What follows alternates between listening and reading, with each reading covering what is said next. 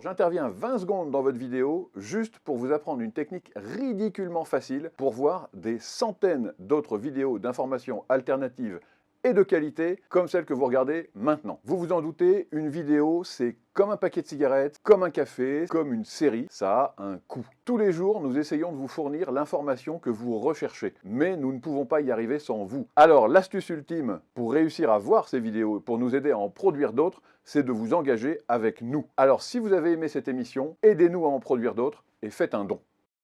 7h, 10h sur Radio Courtoisie, ligne droite, Maud Koffler. Bonjour Pascal. Bonjour Maud. Alors aujourd'hui, vous allez nous parler de la liste Alliance Renaissance Rurale, c'est ça? Non, Alliance Rurale, oui. Ah, c'est la Alliance liste Rurale, pardon. portée par Willy Schran. Ah La là liste là, portée rien à voir. par Willy Schran et Thierry Coste. D'accord, je vous laisse nous expliquer ce que c'est alors. Donc tout d'abord, je tenais à vous féliciter chaudement pour vos tweets sur Crépol, que j'ai lus attentivement et dont je partage totalement votre analyse. Voilà, Merci pour ça beaucoup. je voulais le dire. Il y a 48 heures, à l'ambassade d'Auvergne, une adresse qui m'est chère à Paris, Willy Schran présentait sa liste pour les européennes, Alliance Rurale, donc une liste dédiée à la défense de la ruralité. Bon, jusque-là, tout va bien, hormis que je ne comprends pas pourquoi un président d'une fédération nationale des chasseurs, qui se doit d'être apolitique, donc qui doit œuvrer pour l'intérêt apolitique des chasseurs qu'il représente, prenne la tête d'une liste politique, puisque de toute façon, quand vous allez à une élection comme les élections européennes, c'est faire de la politique. Et donc, Willy Schran prend la tête de cette liste-là, avec son directeur de campagne, qui n'est ni plus ni moins que Thierry Coste, le lobbyiste de la Fédération nationale des chasseurs, entre autres, et d'un cabinet de lobbying qui est situé juste en face de Matignon, ce qui fait que, comme son mentor Emmanuel Macron, il vénère au plus haut point, jusqu'à déclarer qu'en 2018, Emmanuel Macron pourrait même séduire une chaise. Je ne suis pas certain que les chaises sont séduites, encore moins les électeurs et encore moins les Français à l'heure actuelle. Bon, et Thierry Coste est aussi un lobbyiste pour EDF, pour les éoliennes. Donc, pour mettre en place des éoliennes sur les territoires ruraux. Je ne suis pas sûr que ce soit la meilleure des pistes pour défendre la ruralité, quand on sait à tel point les maires, les associations de sauvegarde du patrimoine, et ainsi de suite, s'opposent à l'implantation des éoliennes sur leur territoire. Je ne vois pas vraiment le lien qu'il y aurait avec la défense de la ruralité quand vous avez quelqu'un qui disait au micro de RMC qu'il n'avait aucune morale.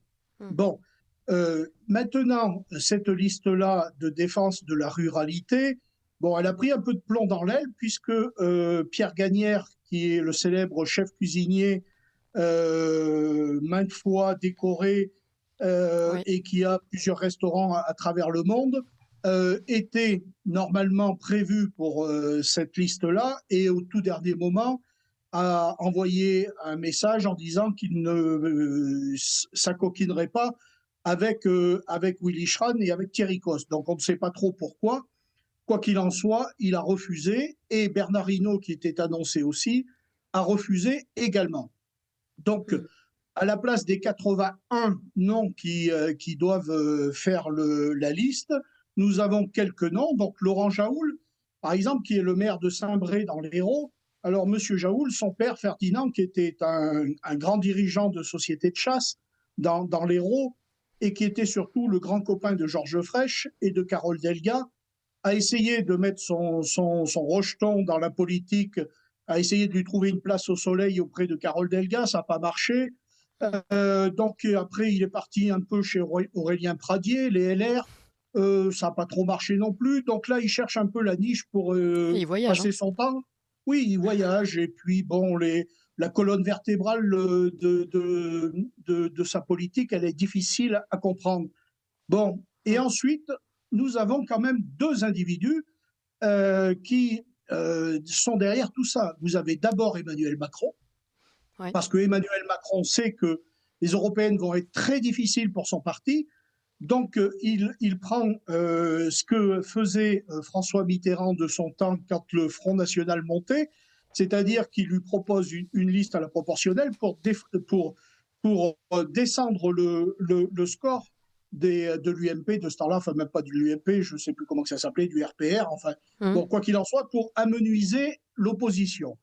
Donc, Emmanuel Macron aide en tout point la liste de Willy Schran, et derrière tout cela, bien entendu, vous avez aussi un petit dernier là du Nord, Xavier Bertrand, qui est tout heureux de voir cette liste poindre, puisque Xavier Bertrand, bon, qui est aigri de la politique, parce que bon, ce pauvre garçon, il s'est fait foutre dehors d'un peu partout chez les LR.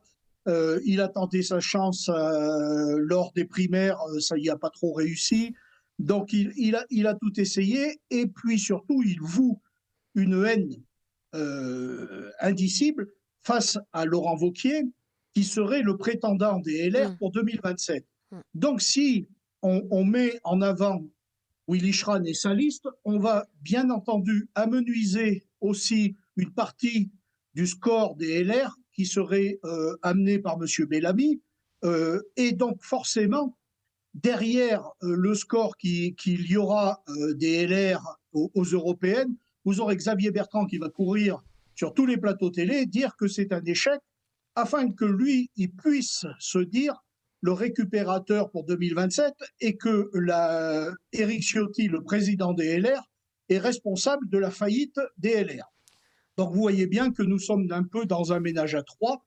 Nous sommes avec Willy Schran au milieu, Thierry Coste, l'entremetteur, Emmanuel Macron, le facilitateur, et le pauvre Xavier Bertrand, qui, ni plus ni moins, est une marionnette qui est mise là, puisque les liens sont très étroits entre Willy Schran et Xavier Bertrand, et je ne vois pas comment que cette liste supposée défendre la ruralité, quand on en fait, si vous voulez, un argument pour essayer de se sauver de son propre camp pour Renaissance, et essayer de critiquer l'autre camp pour M. Xavier Bertrand, je ne vois pas où est la place des ruraux là-dedans, sachant qu'ils sont manipulés, qu'ils seront malheureusement un peu oubliés là-dedans, et je crains que cette liste-là ne plaise pas aux ruraux, qui l'ont fait savoir déjà, parce que les chasseurs ne se reconnaissent pas dans cette liste-là, puisque les chasseurs sont d'origine politique multiple. Vous avez autant des chasseurs à la LFI que vous en avez au RN, que vous en avez au centre, que vous en avez à droite. Donc c'est très difficile de parler de la ruralité au nom des chasseurs. Et je trouve que de dire que le président de la Fédération de chasse mène une liste aux européennes dédiée à la ruralité, c'est un peu déplacé, parce que la chasse n'est pas que la ruralité.